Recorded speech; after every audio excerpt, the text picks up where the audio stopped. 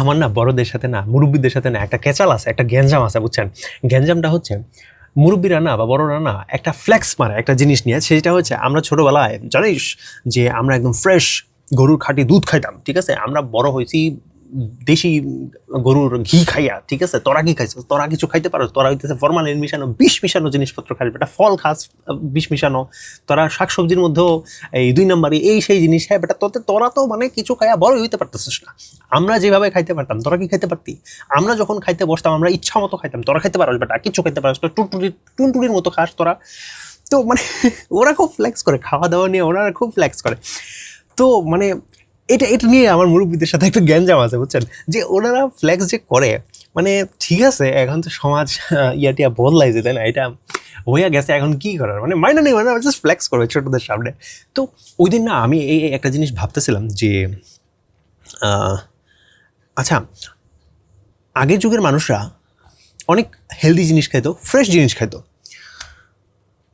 কিন্তু তারপরও তাদের কিন্তু গড় আয়ু ছিল আগে 60, 64, 65, এরকম 70 তো ছিল না। লাইক বর্তমানে আমরা এত ফরমালিন খাই, এত বিষ জিনিস খাই, এত বিষ টিস খাই, হ্যাঁ বিষাক্ত জিনিস যেত, তাই না? এত নকল, এত ডুপ্লিকেট, এত কেমিক্যালযুক্ত জিনিসপত্র খাই, তারপরও আমাদের গড় আয়ু 70, 75 হয়ে 74 হয়ে গেছে, মেবি 75 টাচ করছে মেবি। আমাদের পূর্বপুরুষ থেকে, আমাদের দাদা থেকে বা আমাদের বাবাদের থেকে 10 বছর আমরা বয়স বাইরে গেছি। মানে আমরা আমাদের গড় আয়ুটা বাইরে গেছে। এত পলিউশন, এত ফরমালিনের, এত খাবার দাবার, এই সমস্ত কিছুর মধ্যেও আমাদের বয়স আমরা বাড়ায় ফেলতে পারছি।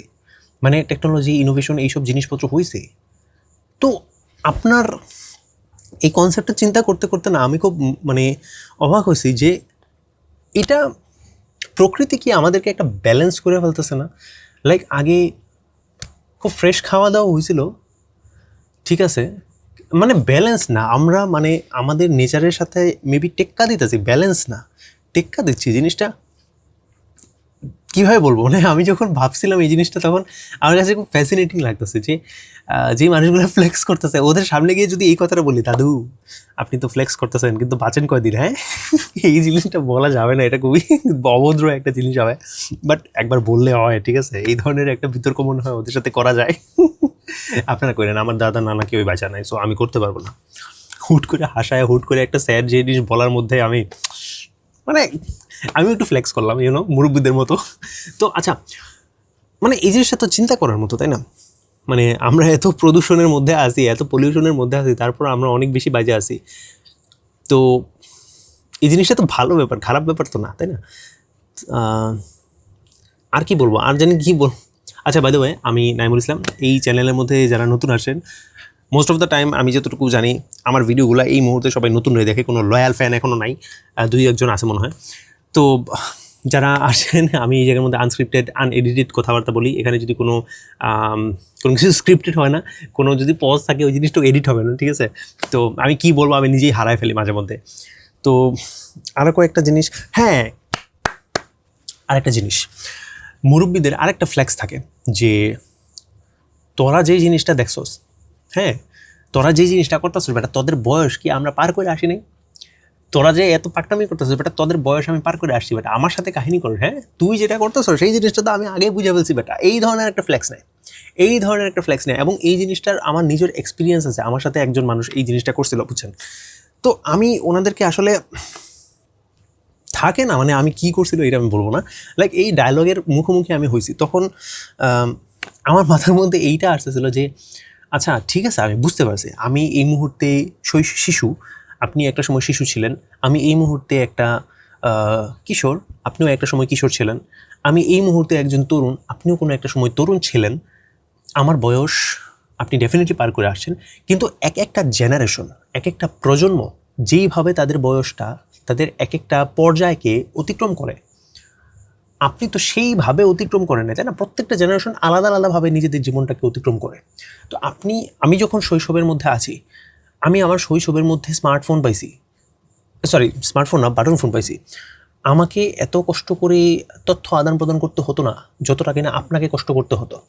আপনি যখন জন্মাইছিলেন, আপনি যখন শিশু ছিলেন, আপনার শৈশবে আপনাকে হয়তো চিঠিপত্র ব্যবহার করতে হতো, হ্যাঁ, আপনি যখন কৈশোর বয়সে পা দিয়েছেন তখন হয়তো আপনার আশেপাশে কোনো টেলিফোন ছিল বা ল্যান্ডলাইনের আবিষ্কার তখন হয়তো হয়ে গেছিলো।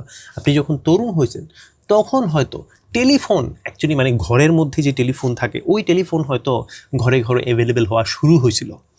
তো আপনার শৈশব কৈশোর তারুণ্য এই জিনিসটা হয়তো ডিফারেন্ট ফেজে গেছে। আমার শৈশব কৈশোরিয়া কিন্তু আলাদা। তো আপনি যেই ধরনের এক্সপিরিয়েন্স করছেন সেই জিনিসগুলো কিন্তু আমরা করছি না, আমরা কিন্তু ডিফারেন্ট একটা জিনিস করছি। তো হতে পারে যে এরকম হতে পারে যে আপনারা চিঠিপত্র লেখা যে ধরনের মেসেজ পাঠাতেন আমরা হয়তো সেই একই ধরনের মেসেজ পাঠাই, এইটা হতে পারে, ঠিক আছে, এইটা হতে পারে। এইটার জন্য হয়তো আপনারা বলতে পারেন যে তোদের বয়স আমরা পার করে আসছি না বেটা, তুই বেটা হ্যাঁ প্রীতি করতেছস ফোনের মধ্যে, আমরা কি এটা বুঝি না, আমরা তো চিঠিপত্র লিখছি, এইটা হয়তো হইতে পারে, ঠিক আছে। তো এই ক্ষেত্রে হয়তো তাদের ফ্লেক্সটা যথার্থ। আমি আসলে এগুলো ভাবি নাই, এইভাবে এত ডিপে ভাবি নাই, ডিপে গেছিও না আমি এখনো পর্যন্ত। আচ্ছা, তো তারপরও আমাদের নানারা ছিল তো আরও মানে অ্যাকচুয়ালি চিঠিপত্র, তাই না? ওনারা তো ল্যান্ডলাইনও পায় নাই, মানে শৈশবের কথা বলতেছি, নানাদের শৈশবের কথা। ওনাদের তো চিঠিপত্র মানে পোস্টম্যানের উপরেই নির্ভর করতে, তাই না? এবং আরও আগে যদি যাই তাহলে তো মানুষ কবুতর দিয়ে ইয়া করতো, আর আগে না যাই, এর আগে কী ছিল, মানে পোস্টম্যান যে আসতো, পোস্টম্যানের আগে কী ছিল? পোস্টম্যানের আগে পাথর নিয়ে তো যাইতো না, এত আগে না যাই। তো আজকের ভিডিও খুব ছোটো করবো, এতটুকুই করি। মানে এই দুইটা ফ্লেক্স নিয়ে আসলে আমার আজকের ভিডিও ছিল। লাইক প্রথম ফ্লেক্স ছিল যে আমরা অনেক বেশি হেলদি, হ্যাঁ আমরা অনেক বেশি স্বাস্থ্যকর জিনিসপত্র খাইছি, তোরা কি খাইছিস বেটা। আরেকটা হচ্ছে কি তোদের বয়স তো আমরাও পার করে আসছি। ঠিক আছে, দ্বিতীয় লজিকটা মনে হয় সেন্সিবল। লাইক ওনারা ডিফারেন্ট জিনিস নিয়ে হয়তো, আমরা হয়তো ডিফারেন্ট প্রত্যেকটা প্রজন্ম হয়তো ডিফারেন্ট এক্সপোজার পাই, টেকনোলজি পাই, কিন্তু আমরা মনে হয় কাজ ওই আমাদের পূর্ব প্রজন্মের মতোই করি, ঠিক আছে। আমরা মনে হয় জাস্ট আমাদের কাজের ধরনটা চেঞ্জ হয়, কিন্তু কাজ মনে হয় ওই একই থাকে। তো আই থিঙ্ক ফাইন। তবে আমি যেটা দেখি যে মানে বড়রা না একটা জিনিস, প্রত্যেক প্রজন্মের মধ্যে বড়রা দেখা যায় যে তাদের পরবর্তী প্রজন্ম যারা আছে তাদেরকে খুব অকর্মার ঢেকি ভাবে। এই জিনিসটা না আমার খুব মানে অপছন্দের একটা ব্যাপার, যে আরে আজকালকার ছেলেমেয়েরা কিছুই করতে পারে না, দুনিয়ার কোনো কিছুই দেখে না, কোনো কিছু জানে না, কোনো একটা জায়গাতে যাবে সে রাস্তা চিনে না, গুগল ম্যাপ দেখতে হয়, হ্যান করতে হয়, ত্যান করতে হয়। এই মেয়ে আপনারা আমারে বাইর হতে দিয়েছেন, আপনাদের প্রজন্ম আমাদেরকে ঘরবন্দি করে এই পড়াশোনা করো, এই করো, হ্যান করো, ত্যান করো। আমরা যদি পড়াশোনা করার সুযোগ পাইতাম, আমরা তো খেতে খামারে এই চাষবাস করে আমরা বড় হয়েছি, তোমাদেরকে আমি সব দিতেছি, তুমি যেটা চাইতেছো সেটাই দিতেছি। আমরা যদি এরকম পাইতাম, আমাদের বাবা মা যদি আমাদেরকে পড়াশোনা করাইতো, আমরা পড়াশোনা করে ছেড়ে ফেলতাম, তোমরা পড়াশোনা করো না। তো এখন এই যে আপনি যে আমাদেরকে সারাদিন এই ঘরের মধ্যে বন্দি করে রাখতেন, হ্যাঁ আমি যেই মাঠের মধ্যে খেলাধুলা করি ওই মাঠের মধ্যে আপনি বিল্ডিং বানাইছেন, তারপর আপনি মল বানাইছেন, বাজার বানাইছেন, আমার খেলাধুলার মাঠটাকে শেষ করে ফেলছেন। আমি খেলতে পারি নাই, ঘুরতে পারি নাই, আমাকে ঘুরতে আপনি দেন নাই। এরপরে আমি যখন বড় হইলাম তখন আপনি হুট করে আমাকে বলতেছেন আজকালকার ছেলেমেয়েরা আসলে কমিউনিকেশনে খুবই কাঁচা। আপনি আমাকে বাইরে হতে দিয়েছিলেন, আপনি আমাকে ঘুরতে দিয়েছিলেন, দুনিয়াটা দেখতে দিয়েছিলেন, আমাকে ট্যুরে যেতে দিয়েছিলেন, যখন স্কুল কলেজ থেকে ট্যুরে যেত বাচ্চা কাচ্চারা। আপনি আমাকে বলেন যে আজকালকার বাচ্চারা একদম অসুস্থ হয়ে যায়, আপনি আমাকে খেলাধুলা করতে দিয়েছিলেন, আমি যে অসুস্থ হব না। তারপর বলে আজকালকার বাচ্চারা আসলে খুব বেশি টাফ কাজ করতে পারে না। আপনি আমাকে টাফ কাজ করার জন্য আপনি আমাকে দিয়ে কিছু করাইছেন, আপনি আমাকে অনেক বেশি আদর করেন, এটা আমি বুঝতে পারতেছি। আজ আমাদের অ্যাকচুয়ালি আমরা যা চাই অ্যাকচুয়ালি কিন্তু বাবা মায়েরা আমাদেরকে দেওয়ার চেষ্টা করে। তো আদরে এতটুকু বিগড়াই ফেলছেন আপনারা, এটা অজুহাত দিতে চাই। সরি ফর দ্যাট প্যারেন্টসদেরকে। প্রত্যেকটা প্যারেন্টসই চায় যে তার বাচ্চারা আসলে আদুরে টিয়া থাকে, কিন্তু এটা ভালো ব্যাপার। কিন্তু তারপর আসলে তাদের আমরা যতই ভালো করি না, তারপরও আমাদের পূর্ববর্তী প্রজন্ম আসলে এই জিনিসটা করে যে আজকালকার প্রজন্ম আসলে হ্যান করে, ত্যান করে, এই বুঝে না, সেই বুঝে না, অকর্মার ঢেকি, কিছুই করতে পারে না। আমরা যখন ছিলাম, হ্যাঁ আমাদের বয়সের মধ্যে কিন্তু আমরা এই করতাম, সেই করতাম। তো এটা প্রত্যেক প্রজন্মের মধ্যে, এটা কিন্তু এমন না যে আমি আমার আব্বার কাছ থেকে গালি খাইতেছি, এমন না। বা এটা আমার আব্বা তার আব্বার কাছ থেকেও গালি খাইতো, এবং আমার দাদা ওনার আব্বার কাছ থেকেও গালি খাইতো। এইটা কোনো এক প্রজন্ম অন্য প্রজন্মকে ইয়া করতেছে না, এটা প্রত্যেক প্রজন্মের মধ্যে হয়।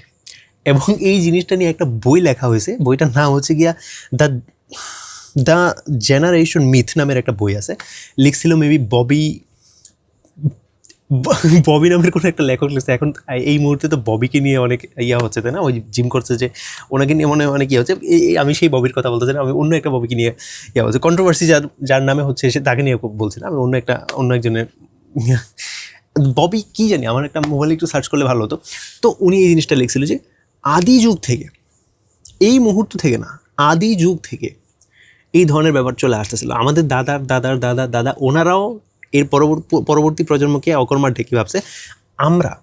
আমি এই মুহূর্তে 25 বছর বয়স, আমিও হয়তো আমার পরবর্তী প্রজন্মকে, আমার বাচ্চা কাচ্চাকে অকর্মার ঢেকি ভাববো, মেবি।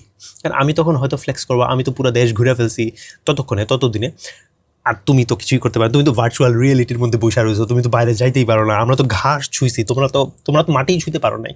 অবশ্যই এই ধরনের জিনিস হয়তো আসতে পারে, এবং তারাও হয়তো পরবর্তী প্রজন্মকে, তাদের পরবর্তী এই আমরা তো পৃথিবীর মধ্যে ছিলাম, তোমরা তো মঙ্গল গ্রহের মধ্যে বসে রয়েছ, তোমরা তো পৃথিবী দেখতেই পারো নাই, তোমরা তো পুকুরের মধ্যে গোসলই করতে পারো নাই, তোমাদের এখানে তো পানি নেই, এই ধরনের জিনিসপত্র আসতে পারে। সো প্রত্যেক প্রজন্মই তার আগামী প্রজন্মকে বইকেই যাবে, এটা একটা ন্যাচারাল একটা ব্যাপার, আমাদের মাথার মধ্যে এটা ফিড হয়ে রয়েছে। তো এই ন্যাচারাল ব্যাপার স্যাপার নিয়ে আমি আজকের ভিডিওটা এখানেই শেষ করি। আসলে আপনি হয়তো দেখতে পারতেছেন আমি একই ড্রেসে বসে আছি, আমি একই বসাতে 2টা ভিডিও শ্যুট করছি, গতকালকের ভিডিওটা এবং এই ভিডিওটা, ঠিক আছে? সো এর জন্য আমাকে একই ড্রেসে দেখতেছেন। আজকের মতো এই পর্যন্তই। ও বাই দ্য ওয়ে, আমি আই ক্যান্ট বিলিভ দিস, আমি এক বসাতে 2 ভিডিও বানাইতেছিলাম। আমি একটু আগে মাত্র মানে গতকালকে যে ভিডিও লাস্টে দিয়ে যেই ছবিটা দেখছিলেন, মানে আমি এইটার কথা বলতেছিলাম। এই মুহূর্তে আমি আজকের ছবিও দেখাতে ভুলে গেছি। আজকের ছবি হচ্ছে এইটা। এই প্রথমবার আমি একটু কালার ব্যবহার করছি, মানে এটা হচ্ছে কি আপনার ওই যে হাইলাইটার আছে না, ওই হাইলাইটারটা ব্যবহার করছি।